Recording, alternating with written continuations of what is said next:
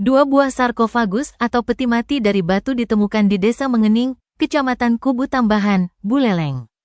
Dua sarkofagus itu ditemukan oleh seorang warga bernama Ketut Suasana. Kala itu, Suasana ingin menyumbang untuk renovasi Pelinggi di tanah milik desa. Renovasi itu dilakukan lantaran ia memiliki kaul atau janji. Bila dia berhasil menjual tanah, ia berjanji akan memperbaiki Pelinggi di pura itu. Suasana akan merenovasi Pelinggi Padmasana, Gedong dan Piasan. Ketekunan Ketut Suasana beribadah membuahkan hasil. Usahanya lancar dan jual beli tanah itu berhasil.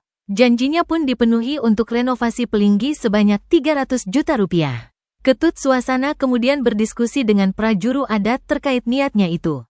Hasilnya, prajuru adat setuju. Ketut Suasana pun bersiap membeli bahan dan melakukan pekerjaannya di tanah tersebut. Menurutnya, sehari sebelum ngeruak, ada suara naga yang terdengar. Suara itu didengar sekitar jam 8 malam, sebanyak 8 kali. Warga yang mendengar suara itu kemudian menyampaikannya kepada prajuru adat. Tidak ada hal aneh atau kejanggalan lain. Maka proses ngeruak tetap dilakukan. Beberapa hari saat melakukan pekerjaan menggali tanah, tepatnya pada Minggu tanggal 18 Agustus Cangkul, Ketut Suasana membentur benda keras.